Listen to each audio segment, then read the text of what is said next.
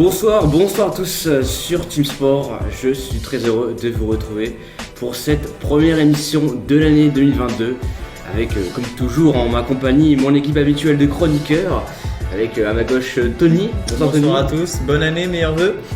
Bonsoir Victor. Ouais, bonne année, ça fait un plaisir de vous retrouver les enfants. Bonsoir Alexis. Bonsoir à tous et bonne année. Bonsoir Tanguy. Bonsoir Antoine, bonne année tout le monde. Voilà la première de l'année 2022. Ce soir pour refaire la planète sport, on a un programme très chargé avec d'abord l'actu football et la Coupe d'Afrique des Nations, la 33e de l'histoire. Elle sera au programme avec Alexis pour les résultats notamment et le classement et les qualifiés pour le moment. On aura les résultats de la 21e journée de Ligue 1 et les résultats à l'étranger. Ça a joué ce week-end. Le tennis, l'Open d'Australie et petit retour sur l'affaire Djokovic qui a été expulsé d'Australie. Puis les résultats du premier tour. Le hand avec actuellement l'Euro de hand et l'équipe de France qui sera également mise à l'honneur. Le biathlon avec le retour sur les résultats du week-end. Le combat tant attendu en UFC 270, plus particulièrement en MMA, entre Francis Ngannou et Cyril Gane, c'est dimanche prochain, on en parlera avec Tony aussi. La petite nouveauté de cette année, c'est la rubrique Les infos sport en vrac. Rapidement, les infos qu'on n'a pas pu vous donner en émission en temps principal. Et enfin, vous connaissez le quiz pour finir l'émission. Yes. Le fameux. Vous sortez peut-être de votre travail, vous sortez du cinéma ou tout simplement vous rentrez peut-être de vacances pour certains. Vous êtes sur Team Sport et vous avez bien raison. Messieurs, la Coupe d'Afrique des Nations a démarré, c'était le 9 janvier plus particulièrement, la 33e édition au Cameroun qui l'accueille. On va donner les résultats principaux, les derniers résultats qui se sont disputés hier, les matchs qui se sont disputés hier, et peut-être un petit point sur les premiers de chaque groupe avec Alexis. Ouais, tout à fait. Alors, comme tu l'as dit, la CAN a commencé et a même déjà très bien commencé puisque certaines équipes ont déjà joué 3 matchs. Il y a donc déjà 2 qualifiés, le Burkina Faso et le Cameroun, qui ont tous les deux fait match nul hier. Le Burkina Faso contre l'Éthiopie et le Cameroun contre le Cap-Vert. Donc un partout sur ces 2 matchs-là. Du coup, c'est le seul groupe où 3 matchs par équipe ont été joués. Le restant des groupes étant encore à 2 matchs. C'est donc les seuls qualifiés pour le moment. Et dans les autres groupes, les favoris se dessinent du coup, puisqu'il ne reste plus qu'un match. Dans le groupe A, du coup, on a les qualifiés donc, qui sont le Cameroun et le Burkina Faso. Dans le groupe B, la Guinée tient la première position, mais à égalité de points avec le Sénégal. Dans le groupe C, le Maroc est bien positionné avec 6 points et devrait donc logiquement se qualifier. Le Gabon est deuxième. Dans le groupe D, le Nigeria est premier à 6 points, donc presque qualifié, on peut le dire, devant l'Égypte qui a 3 points. Et dans le groupe E, la Côte d'Ivoire tient la première position devant la Guinée équatoriale. L'Algérie, 4e, surprise quand même dans cette CAN. Le tenant du titre qui ne possède qu'un point pour le moment et ça sent pas très bon pour la qualif pour eux. Et enfin dans le groupe F, c'est la Gambie qui est première à égalité de points avec le Mali, alors que la Tunisie est seulement 3e, une petite surprise aussi quand même, on peut le dire. Donc voilà pour les résultats. L'Algérie, première grosse surprise pour l'instant, qui va jouer un match de couteau contre la Côte d'Ivoire dans les prochains jours, qui est pour l'instant éliminée de cette CAN. Une mauvaise surprise. Ouais. Va pas falloir se rater parce que la Guinée aussi équatoriale a déjà 3 points aussi, donc va falloir gagner plus de avec 2 buts d'écart s'ils veulent pas se retrouver au même nombre de différences de buts que la Guinée. Enfin, je sais plus ce qu'ils avaient fait la Guinée au premier match, mais en tout cas c'est dur pour l'Algérie, c'est très dur. Ils ont coupé leur série en plus de matchs sans défaite qui était très longue, je sais plus exactement combien de matchs. Il me semble 35 matchs sans défaite. C'était très fort. C'était très fort et c'était pas loin de battre le record de l'Italie, il me semble. Et qui était de 36 mais ouais c'est chaud pour l'Algérie. Pourtant vu leur effectif et justement cette période d'invincibilité, on les voyait plutôt favoris de la CAN en plus tenant un titre, donc ça déçoit un peu, mais il reste un match, il faut y croire, comme l'a dit le sélectionneur.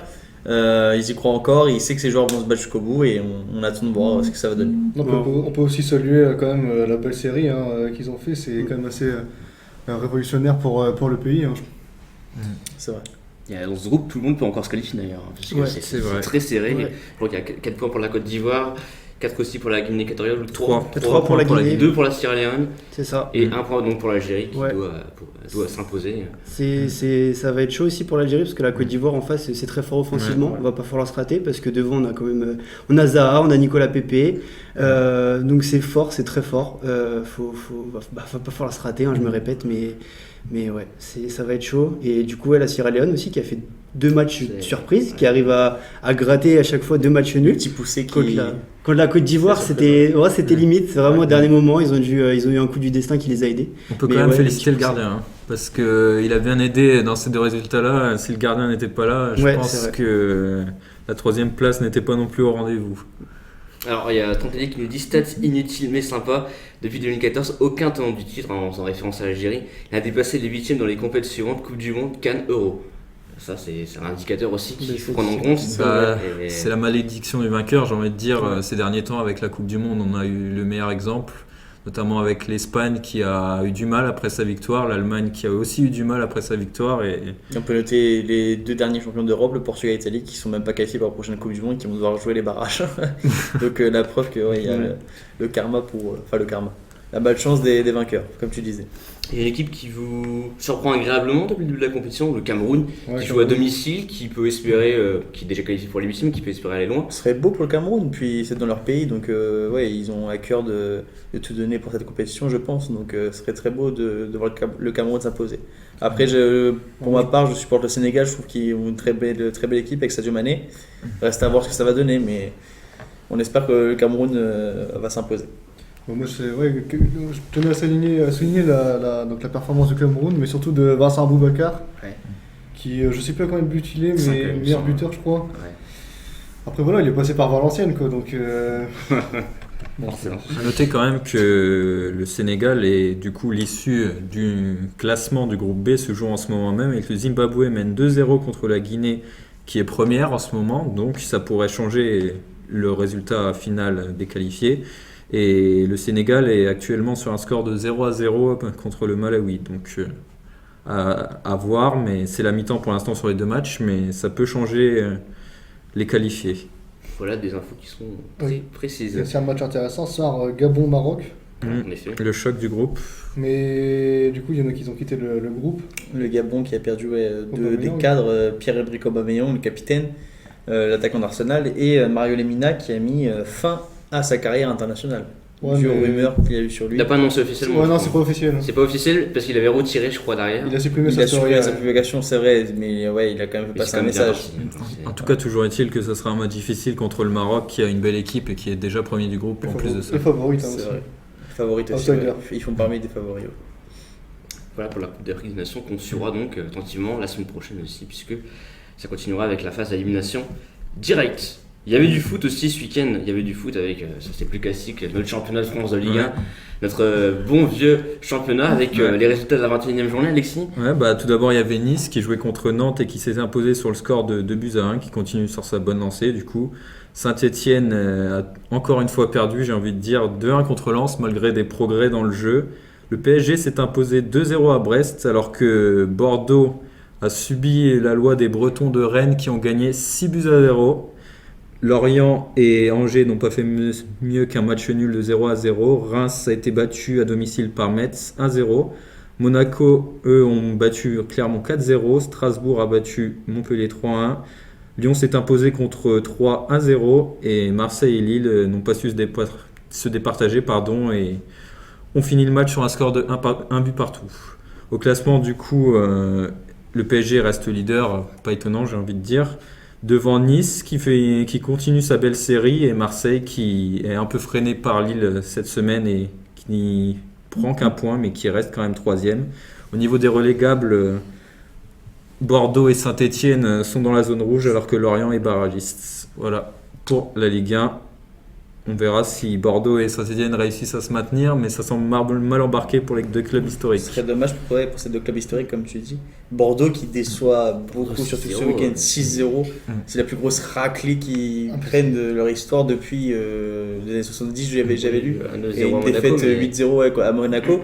Mais ouais, le Rennes qui leur met 6-0, ça fait mal. Et puis c'est surtout Ils ont mal. qu'à chaque match, on dit non, le prochain match ça va aller. Non, et à chaque fois c'est pire. Ouais, c'est clair. Petkovic. Ils ont même perdu contre Marseille quand ils sont venus chez eux. Marseille qui n'avait jamais gagné à Bordeaux, enfin qui n'avait plus gagné à Bordeaux depuis un certain moment. Ils ont réussi à vaincre cette malédiction. Donc là, on sent vraiment que Bordeaux est en train de chuter. Parce que d'habitude, même si c'était moyen, à chaque fois ils arrivaient au moins à tenir le nul contre l'OM. Là, ils n'ont pas réussi. Et puis Saint-Etienne, pareil, on voit une équipe un peu plus différente avec Pascal Dupraz à la tête. Mais je pense qu'il y a encore un peu de travail à faire, mais on verra s'ils arrivent à se sauver. Mais ils ont pas de chance les Verts aussi quoi. Ils Ouais. ont touché énormément de poteaux depuis le début de la saison, donc ça leur a joué des tours des fois, ça leur a coûté des points aussi au final. Et du coup pour revenir à Bordeaux aussi, Petkovic il jouera à sa place cette Strasbourg. semaine, donc ouais, contre Strasbourg. Donc ça va être chaud. Et puis, Faut voir. à l'aspect sportif, se rajoute l'aspect financier, Ouais, bien qui est sûr, dans le ouais. rouge, Ouais. et qui, imaginons Bordeaux descend dans Ligue 2, ça viendrait encore plus Bien sûr. compliquer les choses. En plus, on a récemment mis à l'écart des cadres comme Koscielny, mais pas Ouais, c'est seulement, vrai. Otavio. La situation Ça se complique. La situation se complique. Mais après, on peut souligner quand même le très beau travail de Galtier qui impressionne toujours avec Nice. Après sa superbe saison avec Lille, il débarque dans le nouveau club et il arrive à essayer Nice deuxième dauphin. Donc, non, c'est un très beau travail. Ils ont fait un très beau recrutement cet été et qu'il continue comme ça. Et il régale, franchement. Voilà. Je sais pas ce que vous en pensez, mais j'aimerais bien voir Galtier un jour aller à l'étranger, prendre Ouais. un plus gros club de plus Bien grosse sûr. taille, de plus grosse envergure, Bien parce sûr. que vraiment il a le potentiel pour Ouais, faire ouais. des grandes choses. Il Ça mériterait, serait beau, franchement, ça serait il beau, il mériterait. mériterait. il est assez exceptionnel, Christian Galtier, deuxième. On se souvient qu'en plus Nice avait eu un passage à vide il y a Ouais. quelques semaines. Mm. Et là, Nice est bien remis dans les bons rails. Tout à fait. Il y avait aussi du foot à l'étranger, Alexis. Ouais, il y avait notamment de la Première Ligue où il y avait un choc entre Manchester City, premier de Première Ligue, et Chelsea qui était son dauphin. Et Manchester City s'est imposé sur le plus petit des scores, 1-0 sur un but de De Bruyne. Sur les autres matchs, Southampton a battu Brentford 4-1, West Ham a battu Norwich 2-0. Brighton n'a pas su faire mieux que 1-1 avec Crystal Palace. Norwich a vaincu Everton 2-1. Les Wolves de Wolverhampton ont battu Southampton 3-1.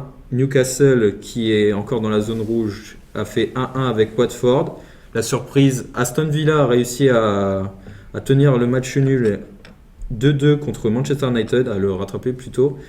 West Ham a perdu contre Leeds 3-2 et Liverpool s'est imposé malgré l'absence de quelques cadres 3-0 contre Brentford.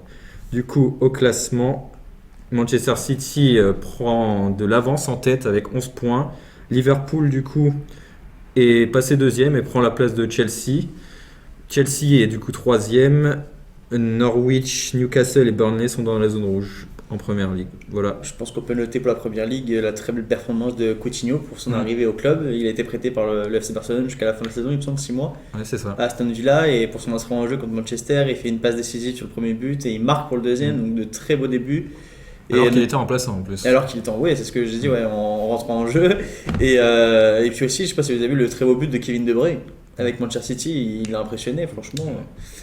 J'ai été impressionné par ce but. Coutinho, ça va lui faire du bien à lui, parce que vraiment au Barça il joue plus beaucoup, il était tout le temps remplaçant. Ouais, c'est vrai. Et Coutinho, on va rappeler aussi c'est un joueur monstrueux, il est très beau à À voir son jouer. prime, oui. Ouais. À son prime, il est excellent. Et ouais, Aston Villa, je pense qu'il peut retrouver des couleurs et c'est bien pour lui. Ce serait beau. C'est bien pour le spectacle aussi, quoi. Voilà. Manchester City qui met déjà 11 points. Qui est- Son dauphin à Liverpool. Ouais. Qui est Bon, quand c'est même. quasiment- Ils ont déjà pris beaucoup de marge quand même pour le moment où on est dans le championnat. C'est quand même déjà Ouais, c'est beaucoup d'avance, 11 points. Donc on verra si Ça sent quand même bien parti. Si Liverpool ou Chelsea peuvent éventuellement combler ce retard-là, mais ça semble compliqué quand Et même. puis ce qui déçoit par contre, c'est Manchester United. L'ambiance est pas terrible dans le vestiaire avec le coach. Le nouveau coach allemand, Ronick, c'est comme ça qu'on prononce. Nick, ouais. Qui apparemment, depuis son arrivée, il y a une mauvaise ambiance dans le vestiaire. Et voilà, il y a des problèmes aussi entre les jeunes qui sont pas vraiment à l'écoute des anciens comme Cristiano Ronaldo ou même pas à l'écoute du coach. Le coach qui a du mal à se faire respecter apparemment. Donc voilà, il y aurait des difficultés dans le vestiaire et je pense que c'est ce qui donne le résultat des mauvaises performances de Manchester actuellement. Ils sont combien Manchester là? Ils sont 7e pour le moment, Septième. ce qui C'est est dur. quand même assez décevant terrible, pour, Surtout qu'ils avaient fait un beau mercato hein, quand même. pour le Un beau club. début, ouais. Ça vaut même pas l'Europa, ça, 7ème. Non. Mais pas la conférence. C'est dur. Ah ouais, c'est terrible. Ouais. Non, c'est compliqué pour Manchester en ce moment. Ronaldo qui va mettre la pression en plus Il maintenant a sur mis le la club pression. pour se barrer. Donc, S'il change pas d'entraîneur, ça va être Ouais. chaud pour lui. On le comprend, il est en fin de carrière et il va veut des encore titres. soulever les derniers titres, mais là il voit que ça va pas être possible. Quoi. Ouais. Pour ça, Pourtant, il y a vraiment l'équipe pour. Hein. Ils ont vraiment ils ont l'équipe Bah, c'est pour, clair. c'est ça le problème. Mais je pense que ça se passe moins bien. Et Et puis puis Chimie aussi qui prend pas. hein. Tottenham aussi, ça se passe pas bien Tottenham, avec c'est Antonio. compliqué, Antonio mais Conte, c'est compliqué aussi. Mais ils sont quand même devant Manchester Mais United ils sont et devant ils sont Manchester. 6e. Puis Ndombele d'ailleurs, peuvent qui pourrait encore- partir de Tottenham. Ils peuvent encore prétendre à une Coupe d'Europe en tout cas. Ndombele, ouais, on en parle à plusieurs clubs, donc je ne sais pas encore. Mais Tu sais qu'apparemment il serait pas intéressé par Naples. J'ai lu ça. Ouais, Naples, Mais il pourrait. il serait pas intéressé. c'est pourtant mais une belle option. Pour moi, je pense que la Serie A pourrait lui convenir. Compte tenu de son temps de Il est mis à jeu, l'écart en plus. Voilà. compte tenu de son temps de jeu, toutes les solutions sont bonnes à prendre et Naples, c'est un club à ne pas négliger à mon avis pour lui. C'est vrai.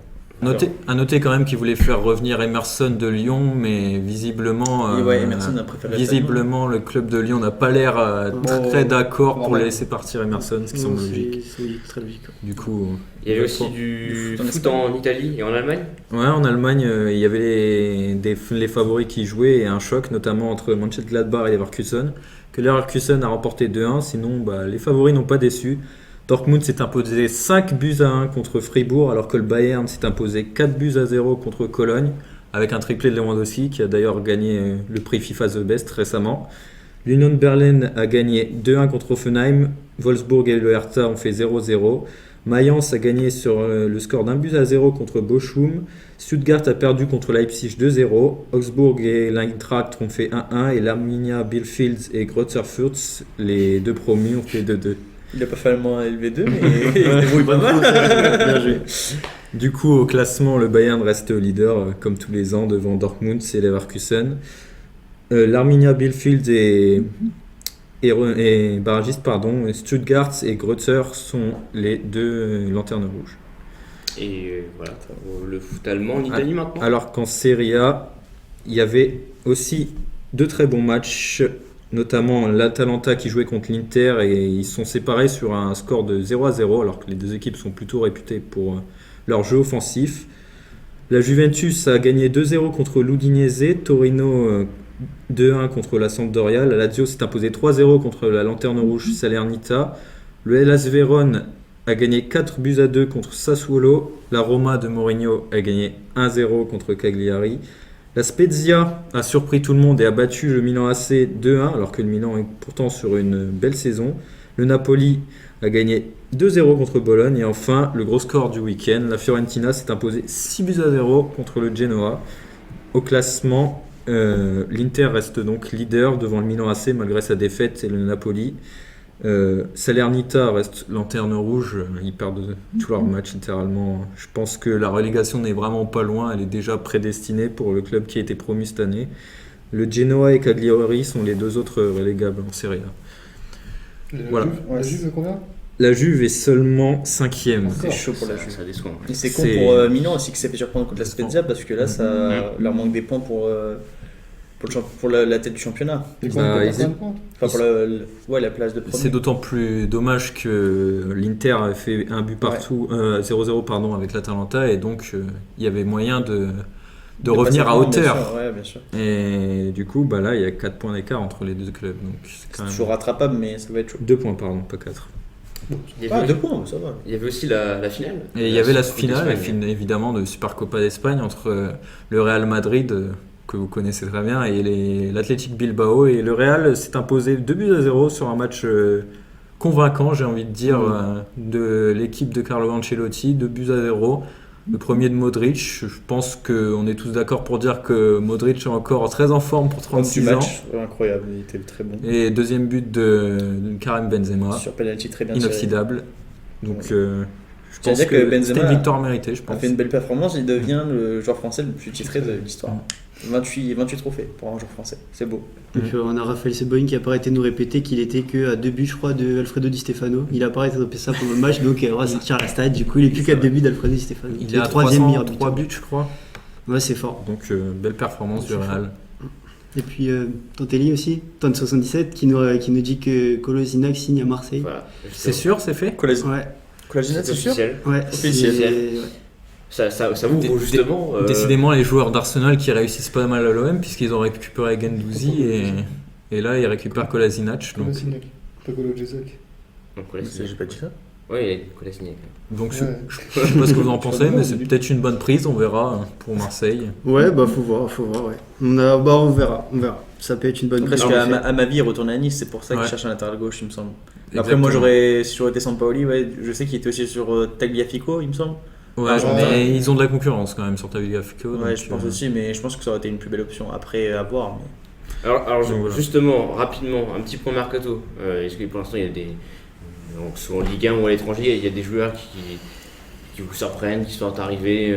Ben Arfa Vous à Lille. parlez Ben Arfa à Lille, c'est vrai qu'on s'y attendait pas. C'est ça. pas officiel. C'est pas encore mais- officiel. C'est pas officiel, mais mais- on parle de Ben Arfa à Lille, Mais c'est effectivement. comme très drôle. Moi, la grosse surprise pour moi, c'est Insigne qui va signer à Toronto. Je pense qu'il était quand même encore dans la fleur de l'âge et à un très très bon niveau. Sans doute un des meilleurs joueurs du Napoli et il signe à Toronto qui est un championnat moins huppé quand même. Alors il va certainement toucher un beau salaire, j'en doute pas, mais je pense que c'est un choix de carrière un peu étonnant. Bah, il aurait pu attendre 2 ans, quoi. Moi, Mais voilà, je c'est pense ça. que- On rappelle qu'il a 30 ans, il me semble. Donc il peut encore jouer, à mon avis, 2-3 années au haut niveau.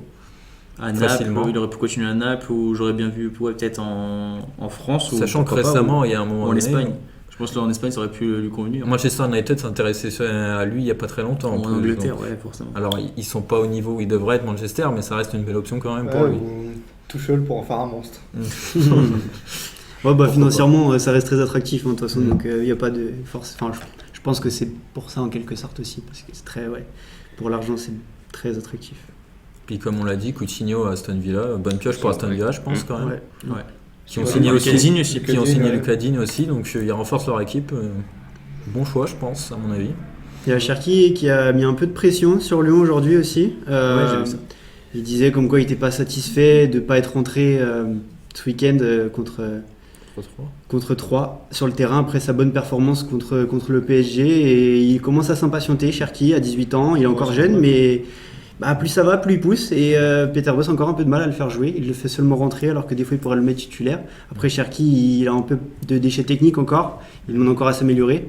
Mais ça peut être un monstre dans les années à venir. Alors Ouais, bon, c'est pour ça qu'il faut qu'il fasse gaffe. S'ils veulent le garder. c'est ça, ouais, pour pas faire comme une Gouiri, parce que Nice Exactement. apparemment serait déjà sur Cherki Ouais. aussi, donc ce serait dommage pour Lyon de se faire voler une autre pépite, quoi. Bah après, moi, je verrais bien Cherki évoluer sous les ordres de Galtier. Je pense que ça pourrait donner Ouais, quelque ça, chose. pour le coup, ce serait Galtier magnifique. saurait s'en servir. C'est vrai. Voilà. On voit la même chose aussi du côté du PSG où les jeunes, enfin même tout du côté des supporters, on veut que les jeunes puissent jouer un peu plus, surtout Xavi Simons. On faut qu'on profite. Là, il y a Wijnaldum Michu. qui est comment Michu aussi. et dans Michu aussi, ouais, mais on a plus vu de Xavi Simons en ce moment et surtout Xavi Simons est en fin de contrat si je dis pas de conneries et du coup il faut pas qu'on se fasse choper. Et c'est une très bonne pépite et du coup pour moi je trouve qu'il joue super bien. Il a fait un très bon match contre Vannes en Coupe de France. Il a fait une très bonne rentrée aussi Quel adversaire en fait. contre non mais faut le dire, et contre Lyon il était rentré il me Franchement, semble. ça, il a été bon. Du coup ouais, il était bon au niveau des passes et tout, et puis il se trouve bien avec Mbappé aussi, je trouve, donc il apporte de belles choses offensivement, il va au combat et j'aime beaucoup son style. J'espère que le PSG va le garder et pour cela il faut lui donner plus de temps de jeu. Voilà. Et un beau salaire. Un beau salaire. Et puis pour revenir au LOSC aussi, le départ aussi de Youssouf Yassizé pour le CSKA Moscou. Yazice, ouais. C'est pas encore confirmé, mais C'est- ouais. C'est une partie. Non, pas Ils En ont- entrée ou en vente? En prêt. Après, ouais. Après, avec Ouais, option ouais. d'achat.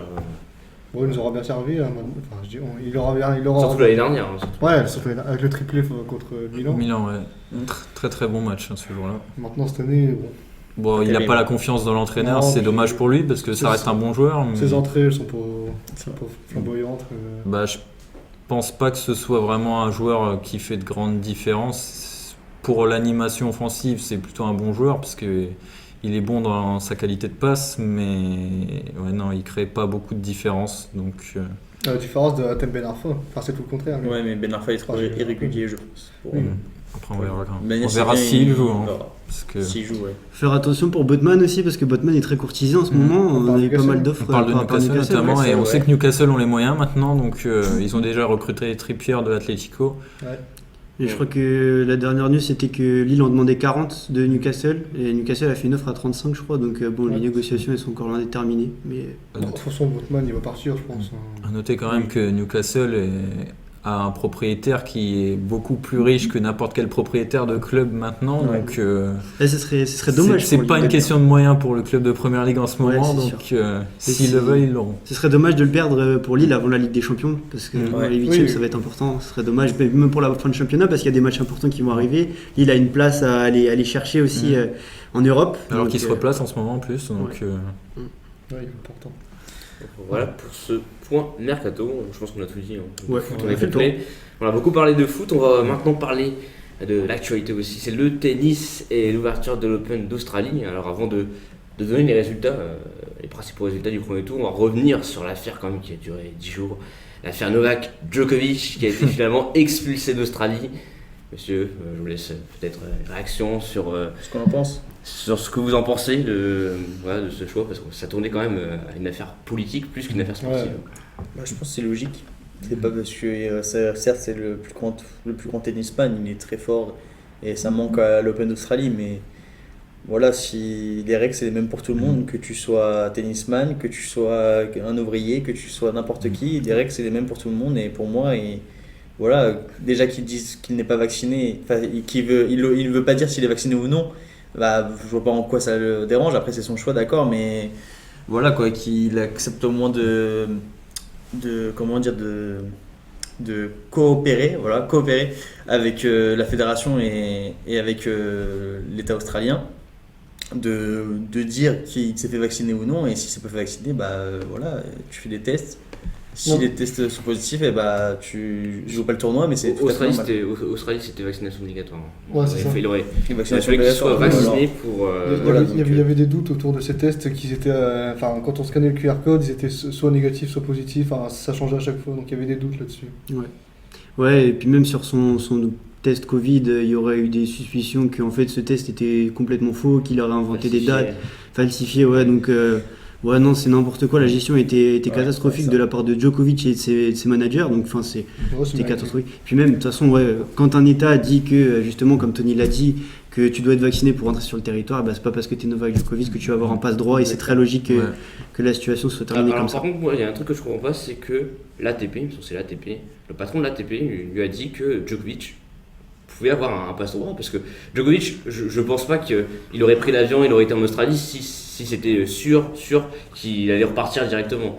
Donc il y a eu des problèmes entre la fédération de tennis et australienne, non pas australienne, pardon, l'ATP, et les autorités australiennes. Il y a eu un gros imbroglio, et ça c'est vrai que Oui, bon, là, ok.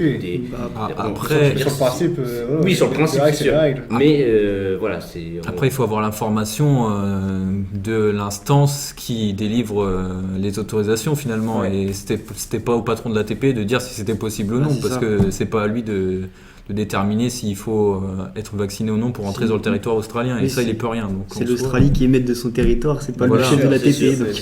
c'est sûr, mais bon. Et qu'on s'appelle Novak Djokovic ou quelqu'un d'autre, finalement, c'est les mêmes règles pour tout le monde. Donc pour moi, ça me semble logique. Bien sûr. Est-ce qu'après on se dit pas on est numéro 1 mondial, on veut peut-être, comment dire, c'est une question, écarter numéro 1 mondial parce que voilà, il a pas respecté, du coup Non. c'est plus facile de. Non, parce que s'il était vacciné comme tous les autres joueurs qui participent en ce moment même au tournoi, il n'aurait pas eu ce souci-là. Donc non, Bien je sûr. pense pas qu'on veut l'écarter. Au contraire, je pense que Novak Djokovic, tout le monde aurait bien aimé l'avoir dans le tournoi parce que c'est quand même le numéro 1 mondial. C'est maintenant une figure emblématique du tennis mondial. Mais, Et pourquoi s'en séparer si c'est lui qui attire le monde, qui attire les touristes, les oui, gens. comme dit Tony, il attire le public. Mais à un moment donné, s'il ne respecte pas les règles, Bien on sûr. ne peut pas le garder. C'est le cas pour lui comme pour un autre. Et d'ailleurs, Novak Djokovic, s'il veut participer aux autres tournois, notamment à Roland Garros, voilà, il y a eu un décret comme quoi il faudra être vacciné Ouais. s'il veut disputer Roland Garros. Pour l'instant, sa saison s'assombrit. Ce sera pareil en France comme en Ça Australie. sera pareil en France comme en Australie. Voilà, au moins, il n'y aura pas de problème, il n'y aura pas Il y a d'imbroglio plus de possible. doute. Et puis il va pouvoir perdre sa place de numéro 1 mondial si Medvedev ou Zverev gagnent le titre. Donc Exactement. ça va être chaud. Justement, les résultats de ce premier tour d'Australie, avec pour l'instant des résultats, les favoris ont tous été présents. Hein. Tsitsipas s'est qualifié aujourd'hui face à Michael Ymer. Il y a Arthur, le français Arthur Hinderknach, Rinderknecht, pardon, j'y ai arrivé, qui a battu Alexei Popyrin dans un match 5-7, compliqué en plus de 3 heures, c'était compliqué, mais il est passé. Les Français hier, Corentin Moutet dans le duel franco-français qui s'est qualifié face à Hugo Humbert. Richard Gasquet était également passé. C'était Gasquet contre C'était Humbert. Gasquet contre Humbert. Gaston, Gaston, lui, malheureusement n'est pas passé. Non. Éliminé face à une pluie de quart. Sinon, Zverev est passé, la Medvedev est passé aussi. Bah, tous les favoris sont passés, Nadal est passé aussi. Nadal est passé. Je pense que le seul éventuellement qu'on n'aurait pas vu s'arrêter là, c'est Isner, l'américain, qui a perdu au premier tour. C'est assez étonnant, il est tête de série 22 en ce moment et il a perdu de manière assez étonnante, mais hormis lui, en tout cas du côté du tableau masculin, pas de surprise à noter réellement, je pense. Pas de grosse surprise en tout cas. Il y avait Benoît Paire aussi, du coup je sais pas si tu l'as appelé Benoît Paire qui a gagné en 5-7. Qui est passé en 5-7 aussi. Ouais, très belle performance aussi. Enfin un très beau match en tout cas, parce que performance, il aurait pu peut-être faire mieux quand même que 5-7, mais en tout cas il a livré une belle bataille aussi. Face à son adversaire qui lui a posé des problèmes, il est passé, donc c'est le principal. Il y a mon fils aussi, qui est passé, et qui affrontera Bublik au second tour. Par contre chez les femmes, il y a déjà des exceptions, il n'y a plus qu'Alizé Cornet au second tour. C'est l'hécatombe, côté française, je pense que ça va être très très compliqué de voir une française aller un petit peu loin cette année encore. Je pense qu'en ce moment le tennis féminin français n'est pas au meilleur de sa forme.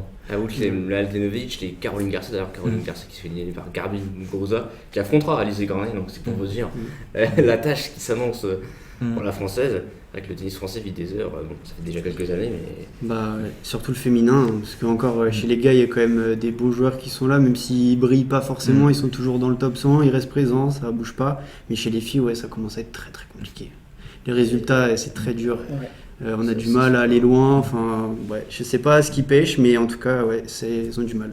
Puis on n'a pas beaucoup de joueuses françaises, de jeunes joueuses françaises qui montent non plus. Non. On n'en voit plus trop ces dernières années. C'est toujours Alizé Cornet, Mladenovic et Caroline Garcia qui sont toujours là. Et on n'en voit pas beaucoup qui montent. Donc, d'ailleurs, j'allais oublier, mais Cornet et aussi Harmonitan qui est passé, la française. Bon, ils seront deux second tour. Bon, on ne va pas non plus. On va pas s'extasier. Non, je pense qu'on ne va pas croire en un exploit non plus absolument incroyable d'Harmonitan. On aimerait bien. Fiona Ferro est éliminée aussi. Fiona Ferro. Ouais. Déception. Les favorites, Ashley Barty a assuré, Simona Halep, Iga Swiatek. Après, il y a quand même eu quelques surprises. Angélique Kerber, l'allemande, qui a perdu notamment au premier tour, ce qui est assez étonnant. Elle fait quand même partie des joueuses qui peuvent prétendre à aller un petit peu loin dans ce genre de tournoi, donc c'est un peu décevant pour elle.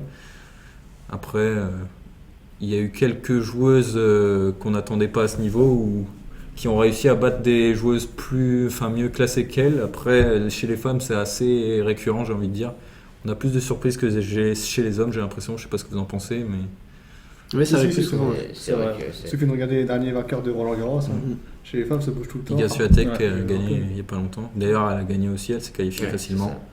Alors, est-ce que vous avez un favori pour le cercle Melbourne On parle pas de Rafael Nadal parce qu'il avait été blessé, il avait mis fin à sa saison en août dernier, mais en plus maintenant que notre Djokovic a été écarté, il pourrait devenir le seul à avoir 21 grands chelems, être le seul détenteur. Honnêtement, moi je verrais Medvedev. Je le sens très bon sur le dur, il est en forme. Je vois pas qu'il se passe si. Tu vois pas Zverev ? Bah non, pas trop. Enfin, je sais pas. En vrai, de toute façon, ce sera un des deux. Je pense vraiment que ce sera un des deux. Ils sont intouchables de toute façon les deux là, en ce moment. S'il y avait pas Novak, c'est vu qu'il y a pas Novak, pardon, du coup, c'est forcément un des deux.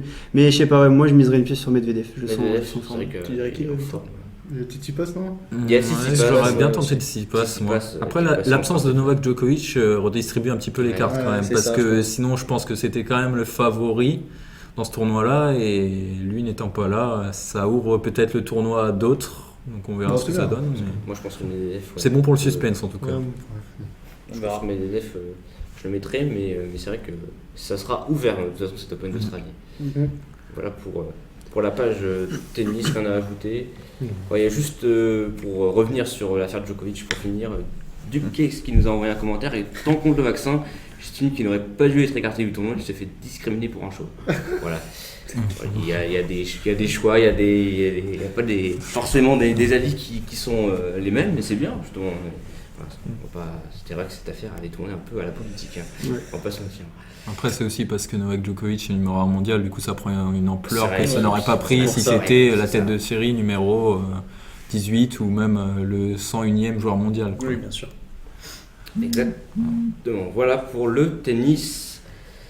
Maintenant, on va parler du hand. Le hand avec l'Euro. Après des femmes au mois de décembre, cette fois, c'est l'Euro masculin avec l'équipe de France En Hongrie et Slovaquie. qui se déroule donc en Hongrie et Slovaquie. C'est ça. Tony, vas-y, explique-nous Voilà, un donc peu. les hommes de Guillaume Gilles ont affronté tout d'abord dans leur groupe la Serbie, la Croatie et l'Ukraine.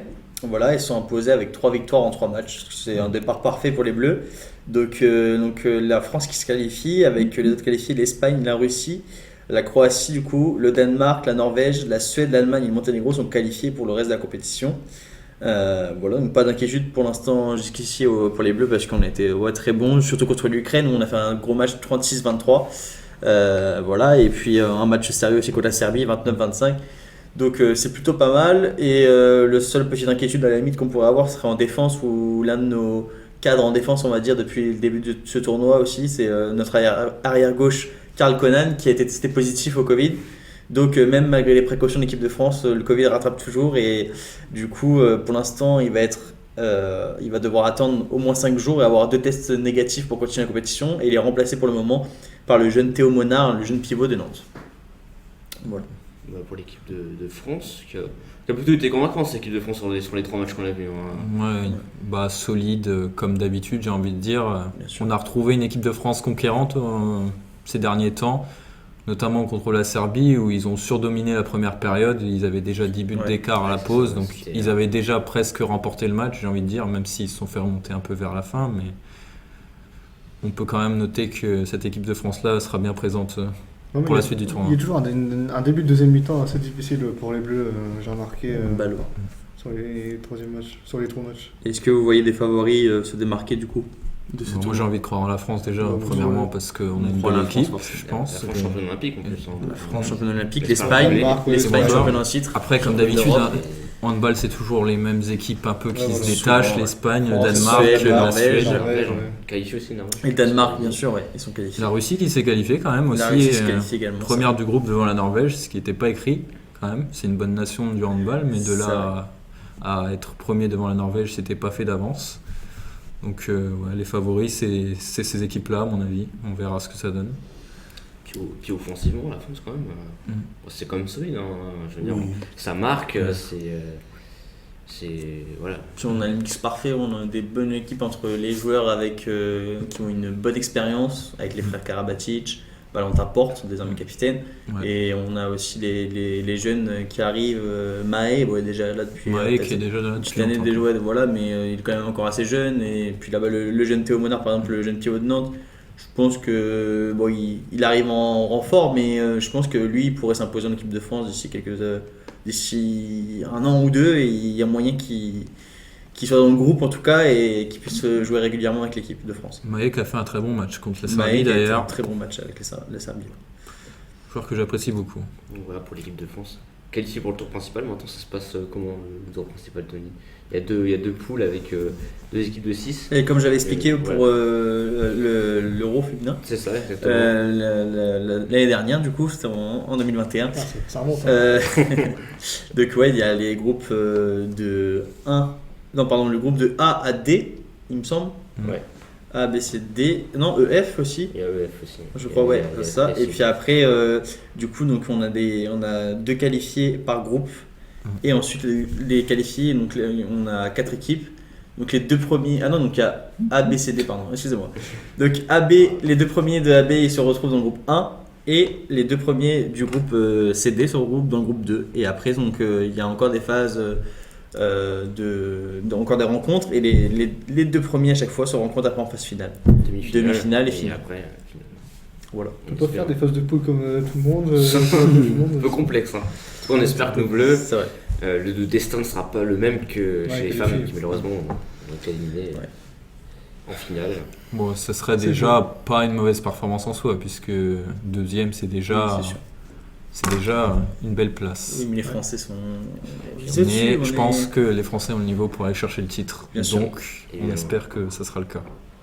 Voilà pour 7 euros de vente. Donc, qui a débuté la semaine dernière. Le biathlon, toujours le biathlon à Tu l'honneur. m'avais l'entre. Avec tu t'en remets, c'est ça, Ouais. avec la Coupe du Monde de biathlon qui se prolonge. D'ailleurs, les Jeux Olympiques d'hiver vont rapprocher. C'est Dans le 2 semaines. Dans 2 semaines, le 4 février à Pékin. Mais il y avait une manche qui s'est disputée en Allemagne la semaine dernière. C'était où déjà, Victor? Je ne sais plus. C'était Ah ouais, je vais te laisser dire le nom. C'était à Ruhpolding. C'est préparé. Ruhpolding. C'est bien, c'est bien, Voilà, la vie. voilà.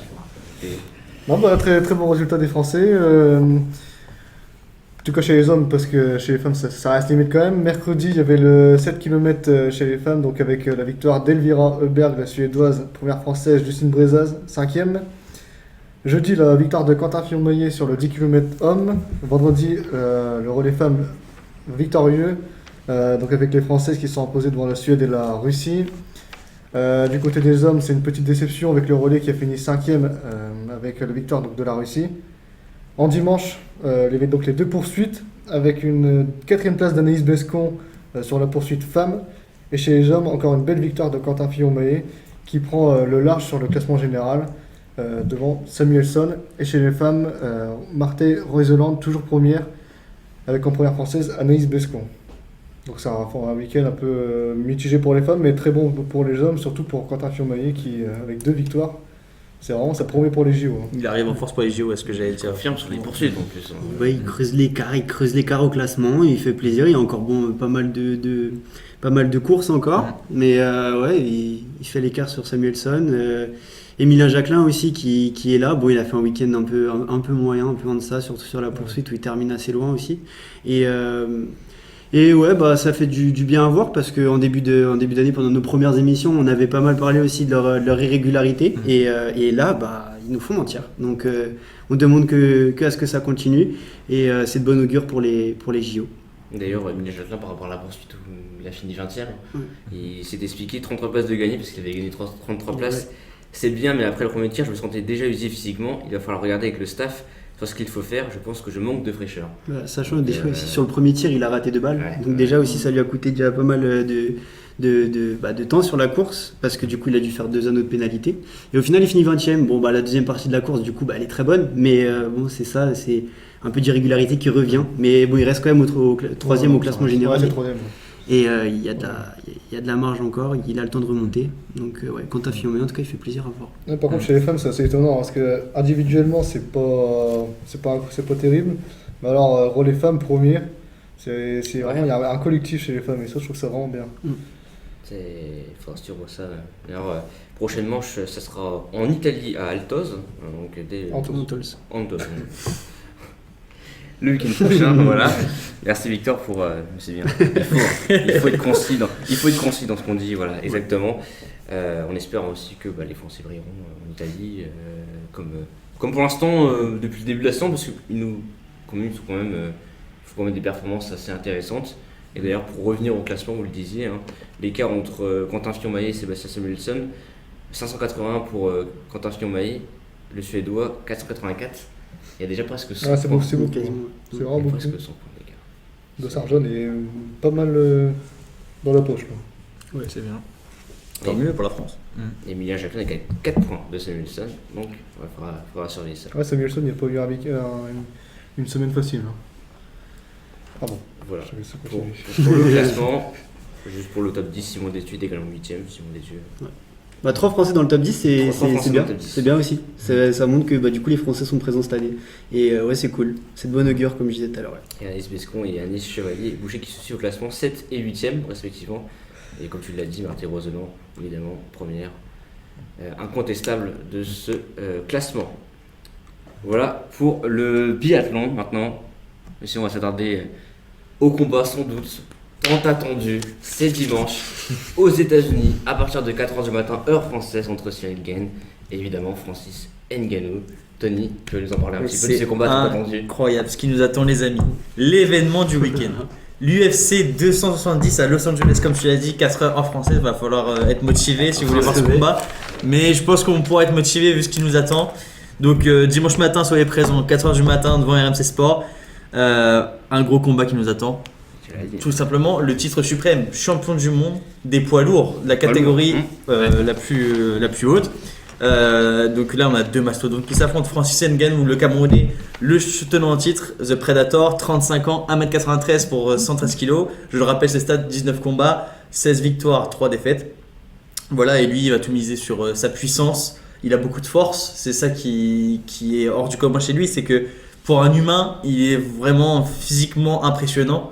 Au niveau de sa force, voilà, il y a un documentaire sur MC Sport qui est sorti il y a pas longtemps et ils disent dans une émission américaine, ils ont comparé sa force à donc d'un un coup de poing à le choc d'une Fiat Tipo lancée à je ne sais combien de km/h, mais c'est impressionnant. Ouais. Il a une force surnaturelle en lui et c'est impressionnant. Face à lui, Cyril Gane, et là c'est là qu'il va falloir le soutenir les gars, c'est un Français en UFC, ça fait longtemps qu'on n'a pas vu ça, et qui arrive bientôt au titre, et ça c'est incroyable. Donc le Français, le bon gamin comme on l'appelle, voilà, un gros dur mais tête d'ange. Donc lui 31 ans, 1m95, 112 kg, 10 combats, 10 victoires, invaincu, et lui sa force, ça va être son intelligence dans les mouvements, il est très agile et il se fait rarement toucher, donc ça va peser aussi pour lui. Et donc voilà, donc pourquoi voir ce combat? Parce que c'est deux styles qui s'opposent totalement. C'est vraiment du 50-50 parce que les deux sont autant favoris. Vous pouvez voir que les bookmakers, voilà, ça joue, les cotes sont vraiment très serrées. Et surtout, il y a un autre truc derrière tout ça, c'est qu'il y a une histoire qui les unit. C'est le coach Fernand Lopez, qui est le fondateur de MMA Factory dans Paris 12e arrondissement. Et donc c'est lui qui a formé et entraîné Francis Ngannou et Cyril Gane. Donc c'est ça qui va être incroyable. Ngannou qui est arrivé en France, immigré donc du Cameroun, il est arrivé, il avait rien du tout, il était sans abri. C'est Fernand Lopez qui l'a accueilli dans son gym et qui lui a permis de s'entraîner gratuitement. Et il lui a donné un toit, il lui a donné des vêtements, il a tout fait pour le mettre bien, il l'a entraîné, il a vu le potentiel en lui, sa force. Francis Ngannou qui était plutôt destiné à la base, il voulait faire de la boxe anglaise, mais Fernand Lopez a su diriger vers le MMA et ça a marché, ça a payé. Et voilà, après il y a eu des histoires entre eux. Ce qui s'est passé, ils ont failli avoir un premier titre ensemble, ça ne s'est pas fait, ils se sont séparés et Fernand Lopez après a eu Cyril Gane dans son gym et voilà, il s'est occupé de Cyril Gane à fond aussi, qui lui à la base venait du Muay Thai et qui avait déjà impressionné au Muay Thai, il a fait de très bonnes performances. Et du coup voilà, et donc il a commencé le MMA, il a signé en Ligue américaine. Et en Ligue américaine, il s'est imposé en même pas 2-3 un combat, je crois. Son premier combat, il gagne par KO technique. Et là, tout de suite, le patron de l'UFC, comment il s'appelle déjà? Dana White. Comment? Dana White. Dana White, je me souviens jamais de son nom. Merci, Dana White. L'a repéré, tout de suite l'a contacté. Et du coup, il a signé en UFC. Et là, déjà, un Français en UFC, c'était dingue. Et en 10 combats, 10 victoires. Après, il a un peu déçu Dana White, on va dire, parce qu'il gagnait pas forcément tout le temps par KO. Son premier combat, il l'a gagné par soumission, ce qui est bizarre parce que c'était pas vraiment son style de combat. Mais voilà, maintenant on attend de voir ce que ça va donner. Un très très beau combat nous attend, je vous confirme, vous serez pas déçus. À voir maintenant, j'ai qu'une question à vous dire, c'est qui supportez-vous et qui voyez-vous vainqueur? Je pense qu'il n'y a pas de question. Je pense que Cyril Gane, on est français avant tout. On est français, faut le supporter, le bon gamin. Cyril Gane et moi franchement je vous dis mon avis, je vois Cyril Gane vainqueur. Je sais pas pourquoi je le sens, c'est comme ça, je le vois vainqueur. Et d'ailleurs, il y avait d'anciens justement de la MMA qui disaient qu'ils voyaient bien Cyril Gane gagner. Bien sûr. Cyril gagné. Exactement. Petit jeu de mots. Ce qui est beau avec Cyril Gane, c'est que lui, il est bon de partout en fait.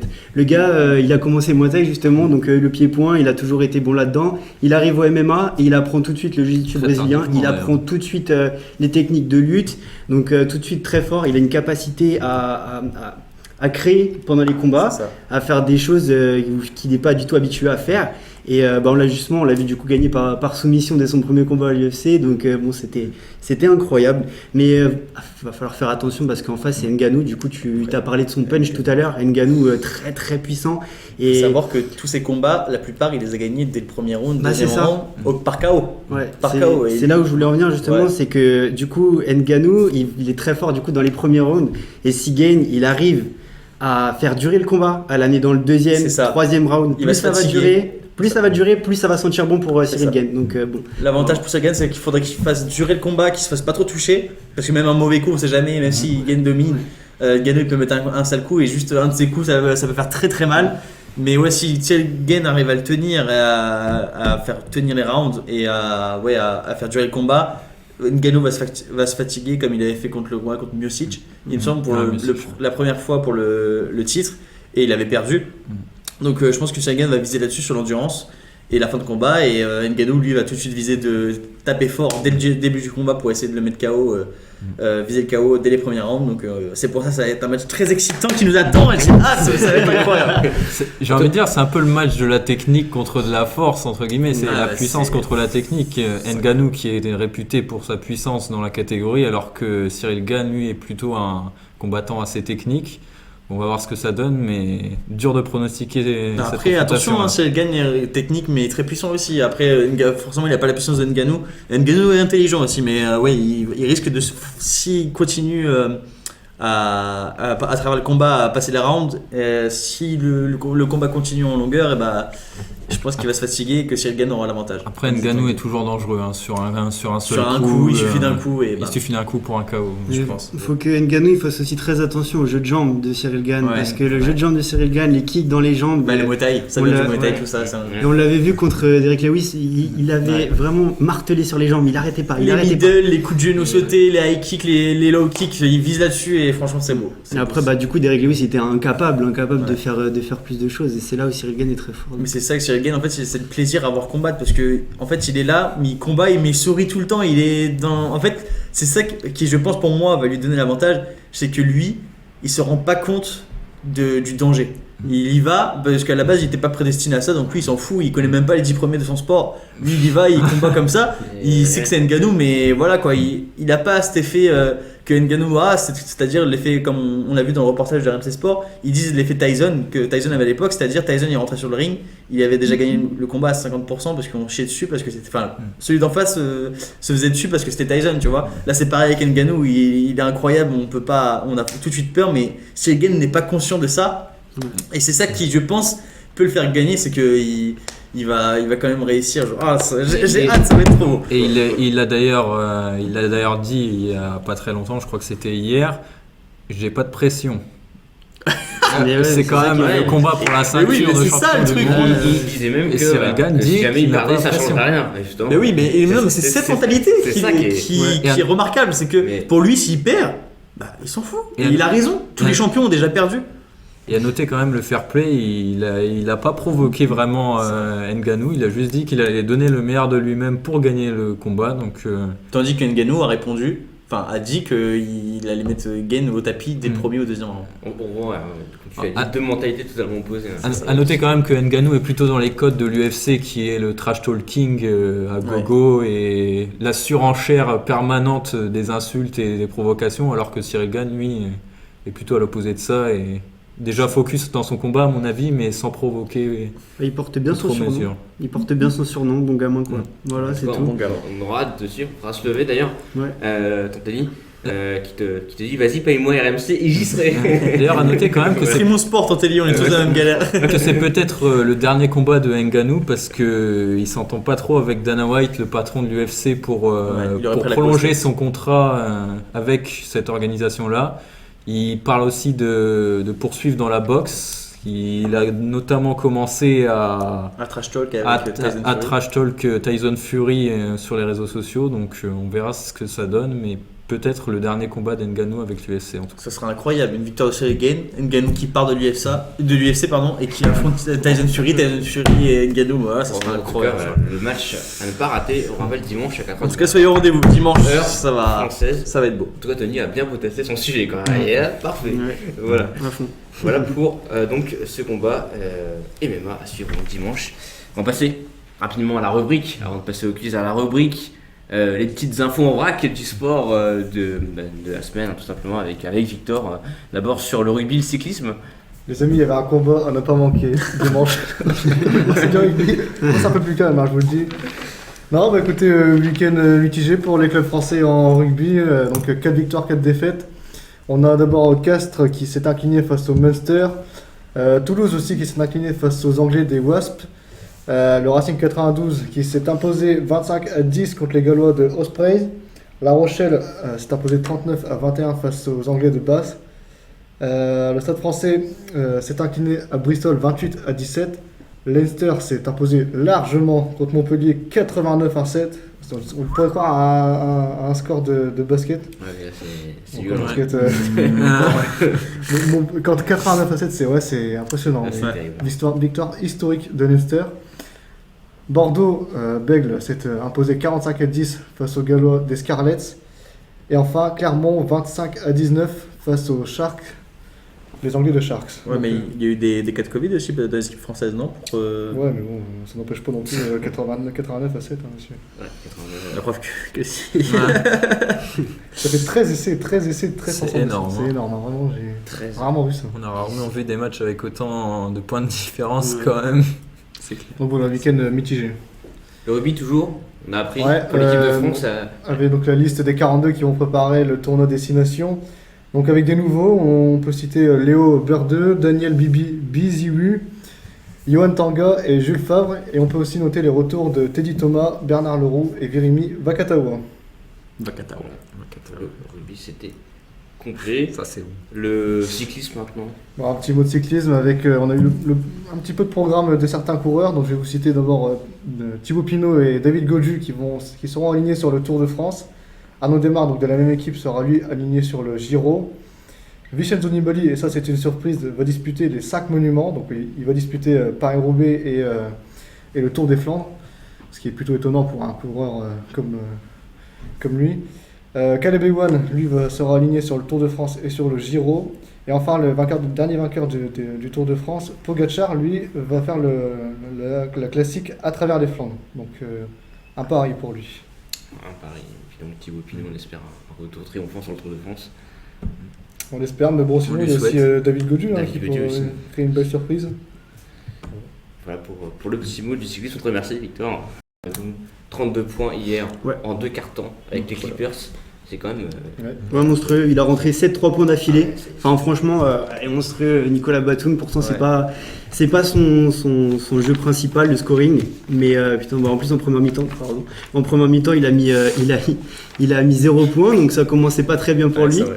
Et après, bon, ouais, il a enchaîné 32 points, c'était très beau à voir. Est-ce que tu as vu aussi le panier de Rudy Gobert? Ah, le panier de Rudy Gobert, ouais, mais au buzzer, dommage, juste Au après le buzzer, buzzer, c'est c'était dommage. raté. Mais d'ailleurs, Rudy Gobert, cette nuit, je sais pas si vous avez vu l'image, mais qui s'est mangé un poster monumental, un dunk sur sa tête, du Ouais. coup, par Russell Westbrook.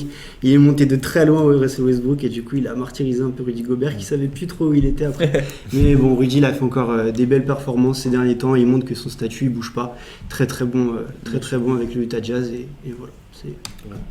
Merci Tanguy pour toutes ces infos. Et autre information en vrac, Antoine Brizard au volley a été élu meilleur joueur du monde, le français qui a notamment gagné les JO avec la France. Irvine Ngapet, autre français, le joueur le plus connu en France je pense, a fini lui 3ème, donc bravo à eux deux qui ont fait tous les deux des bons classements. Voilà. Une belle récompense pour lui qui a, je cite, dit « C'est pas vrai, je ne suis pas le meilleur », donc Ouais, c'est bien d'avoir un sportif humble comme ça alors qu'il est élu le meilleur. Ouais, du coup, Alexis Tanguy, je vous mets plus 1 pour vos infos. Ça va pour le quiz. Ça me va. Le quiz, tout de suite, Hein avec une petite règle. C'est avant que vous donniez la réponse, je finis la question. Parce que ça n'a pas été Très respecté bien. dans la émission. Là, qui ont buzzé avant. On va investir dans des buzzers, je pense. Je finis la question et vous pouvez répondre. Voilà, ce soir, il y a 4 questions. Il n'y a pas 5 questions, il y a 4 questions. Oh. Vous allez voir. 4 plus pronostic. 3 plus un pronostic. Ah, ok, bon, c'est Voilà. La première question, je vais vous demander la fameuse question. La question foot. La question Ligue 2. Oh, Le résultat du match hier entre le Paris FC et le Havre, content pour la 21e journée de. Un partout, non Ah, c'est pas loin, mais c'est pas un partout. Non, il y a eu 2-2. Oh, hasard 2-2. Tony, vous savez que je suis fan de. Oh la Ligue 2. J'ai pas du tout suivi la Ligue 2 ce week-end moi, pour le coup. J'ai même Paris, mais c'est le PSG, pas le PFC. Deuxième question, on va rester dans le foot. Ce soir, il y a beaucoup de foot. Il y avait le Racing Club de Strasbourg, tu l'as dit, qui s'est imposé 3-1 face à Montpellier. Qui a marqué le dernier but pour Strasbourg? À Jorque. C'est pas Jean. Non, il était pas titulaire un jour. Thomasson. Thomasin, il a marqué, mais pas le troisième. Il a marqué le deuxième but, il me semble. Comment ça s'appelle Strasbourg. Un attaquant Carbonier à Strasbourg d'ailleurs. Gamero. Ah, mais Gamero. retour de Gamero. Le retour de Gamero. Voilà. Je crois qu'Ajor qui n'était pas titulaire d'ailleurs, une fois n'est pas coutume. Et alors cette fois, je ne sais pas si vous avez suivi aussi l'actualité, mais il y a quelques jours, il y a 5 jours plus particulièrement, Valentino Rossi, fraîchement retraité de la MotoGP, Ouais. a annoncé quelque chose pour son futur pour l'année prochaine. Et il a annoncé quoi exactement? Est-ce que vous savez? Il va Tanguy. rouler en 4 roues, mais je sais plus exactement quelle catégorie. Je sais plus exactement la catégorie, je serais pas capable de te dire, mais il va rouler en voiture maintenant du coup. Il s'est engagé pour un programme GT. En programme GT. Un programme GT.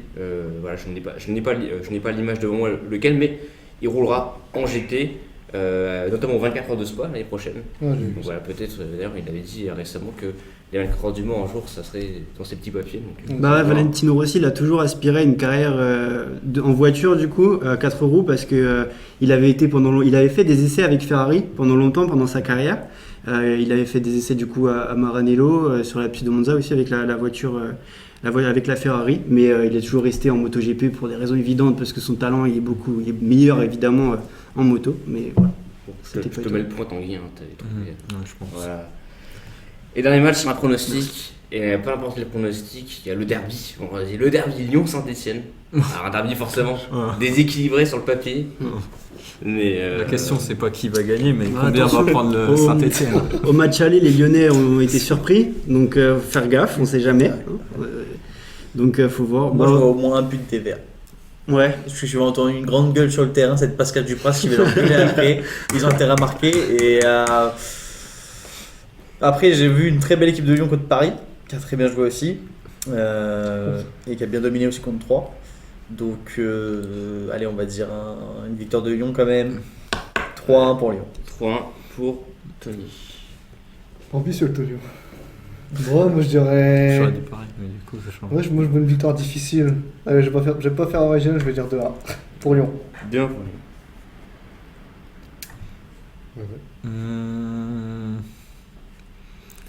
Bah moi je vais tenter quelque chose de différent, je vais dire 2-0 pour Lyon. Allez.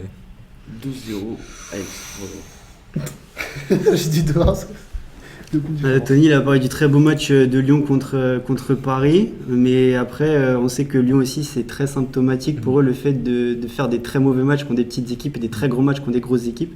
Mais malgré ça, je sais pas, j'ai envie quand même de croire au fait que les joueurs lyonnais prennent ce match avec l'envie nécessaire. Et je pense que ça va être un bon festival offensif quand même de Lyon avec un 3-0, je pense. Allez, On voit le 3-0. supporter lyonnais. Non, mais non, j'ai envie d'y croire. Enfin, je vous ai donné mes arguments, mais je pense que ça se fera. Il a raison. Alors, pronostic, de toute façon, si j'ai le point, là, j'ai mis 3-0 pour moi. Maintenant, c'est pour Tanguy, mon pronostic. Alors, c'est vrai que Saint-Etienne est dans la souffrance, mais on a vu des bonnes choses à Lens récemment, le week-end dernier. Lyon, c'était compliqué face à 3, mais logique, victoire logique, ils ont quand même bien dominé leur sujet. Face à Paris, il y avait eu un beau match, ils n'étaient pas passés loin de la victoire. Je vais quand même dire Lyon, mais je pense que ça sera un match compliqué. Et bon, je vais me différencier de vous, je vais mettre 1-0 pour Lyon. Ça veut donner quoi le pronostic de la dernière fois 1-0 pour Lyon. C'est vrai, ça, on a plus de nouvelles. Ça Ouais, va ouais, pas. le- Pronostic. Courageux sera celui qui En mise tout cas, j'ai noté, Saint-Etienne. j'ai noté les points, je l'ai Et plus en tête. alors, les points? Alors au classement, du coup, avec les points de ce quiz, Tony en tête 5 points, Tanguy et Alexis à 4 points, c'est quand même serré, et Victoire pour l'instant à 3 points. Victoire. Victoire, pas loin de la victoire. Enfin, loin de la victoire pour le moment. Voilà. Après, c'est une nouvelle année, on peut remettre les compteurs à zéro aussi. Non. Non, Moi, c'est une Moi, proposition ça me que je serait bien fais. d'être en tête.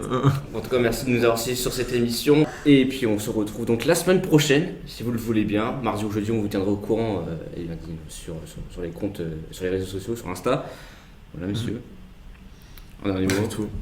Prenez soin de vous et à bientôt. Voilà. À bientôt. Bonne soirée et à la semaine prochaine. Et si vous n'oubliez voulez. bonne pas soirée. l'UFC 270. Allez. À Ciao, 4h ciao. du matin, gros combat!